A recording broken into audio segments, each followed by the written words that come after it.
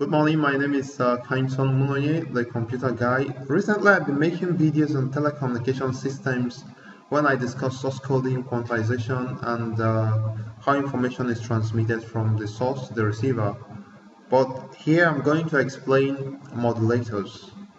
Not modulation as a general topic, but I am going to explain modulators.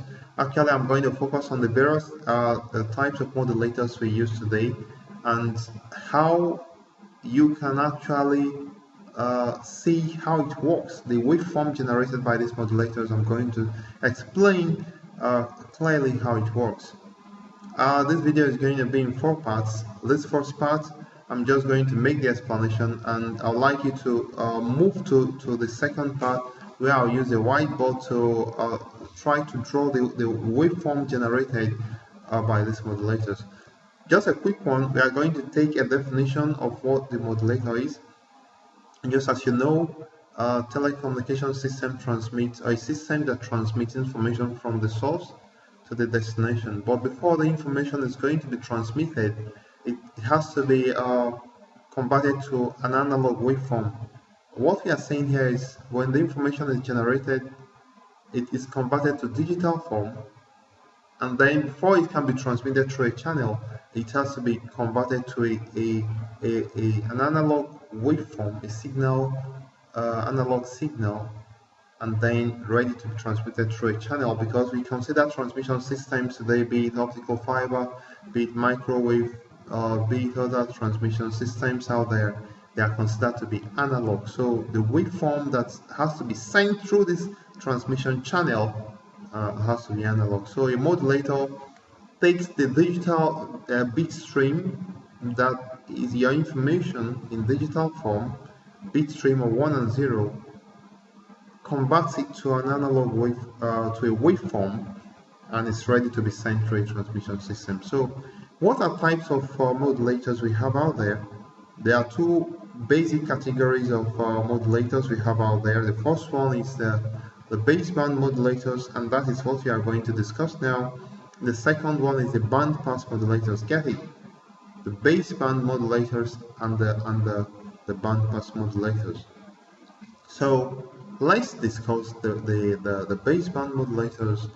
I give a definition of the baseband modulators. Baseband modulators generate a waveform that is centered on 0 frequency.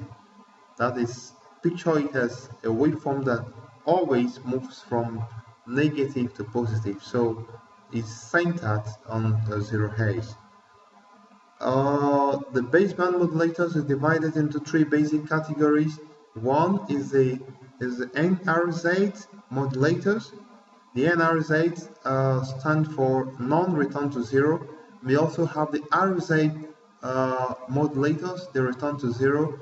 Then we have the phase-encoded modulators. So I want to repeat, the NRZ, they not return to 0, the RZ, they return to 0, and then the phase-encoded modulators. This is the 3 basic categories. So we start with the first category, the non-return, the NRZ, the non-return to 0. What it simply means here is that the signal generated never stays at 0 for the time periods. The signal never stays, either stays at positive or negative. So in non-return to 0 we have 2 types. We have non-return to 0 L, that is NRZL, generates a waveform, and it generates a waveform by taking this digital bit stream. For a 1, a positive volt is generated, and for a 0, a negative volt is generated. Picture it this way: 1 generates plus V, 0 generates minus V. That is NRZL, appear to be the simplest one so far.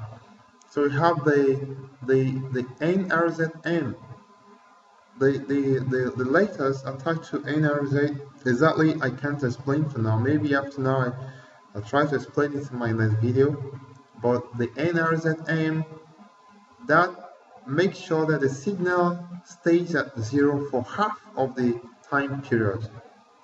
So it means that if we have a period of TB and you have a bit is received, then you have this a positive volt or negative volt is generated for half the time and 0 for half the time. So picture it that if a 1 is signed, you have plus V stays at plus V for half of the time period and stays at 0 for the remaining half of the time period. Then if a 0 is signed, you have it stays at minus V for half of the time period and then 0 for half of the time period. Maybe we'll get this clearer when we try to see as I draw them on the board. So this is about the non-return to 0. Then we have the return to 0. Okay, the return to 0. Make sure that the signal stays at 0 I want to look at my note. Please, I want to correct the first one. I say the non-return to 0 L means for 1 is plus V, for 0 is minus V. Okay, then for NRZ M, nothing about half the time period this time. For NRZ M, a positive volt is generated for 1 and a 0 is generated for 0. Get it clear? A positive volt for 1, 0 for 0. NRZL, a positive volt for 1, a negative volt for 0. So let's move into the return to 0. The return to 0 have two types. We have the unipolar RZ. The unipolar RZ, that is what I was trying to mix up before now. It generates a signal that stays at 0 for half the time. So if a 1 is signed, a 1 bit is signed, you have plus V half of the time and 0 for half of the time. And if a 0 is signed, you have minus V for half of the time and 0 for half of the time. So the unipolar RZ, half of the time the signal has to stay there at 0. So we have the bipolar RZ. In this case we have, I want to look at my notes this time.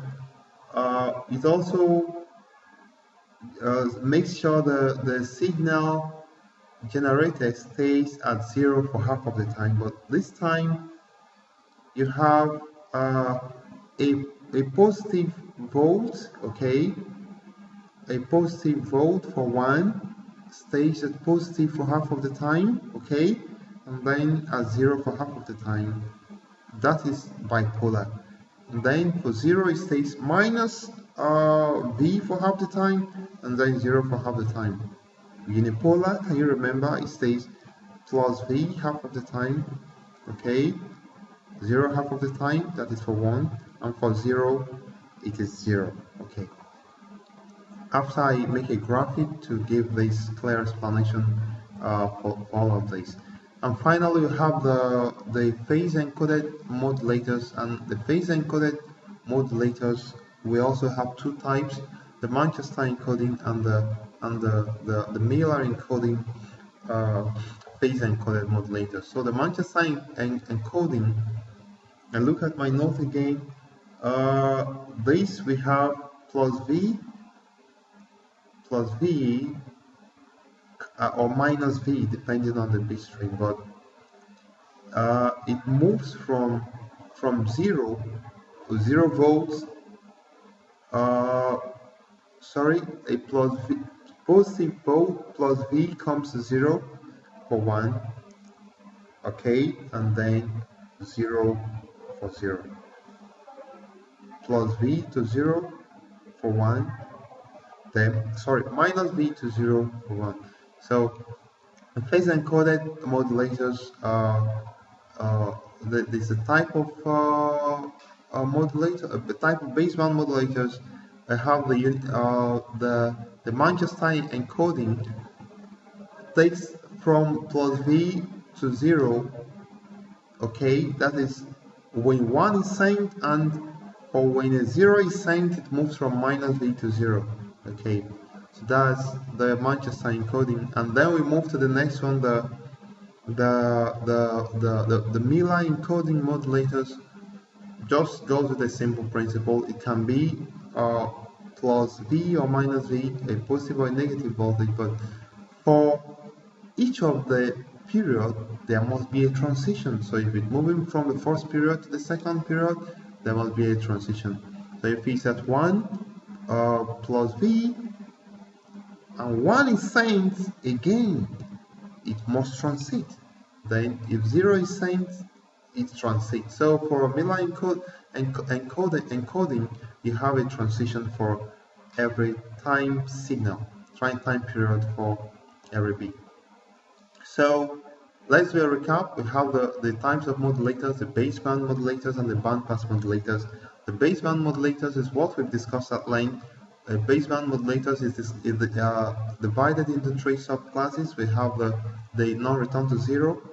Under the non-return to zero, we have NRZL, and we have the NRZM. Then we have the next one, the return to zero. Then we have, that is the unipolar return to zero, unipolar RZ, and the bipolar RZ. And then we have the phase-encoded modulators. Then we have the Manchester encoding and the Miller encoding. It's not been easy, I tell you, but I hope to some extent this video has been informative for you.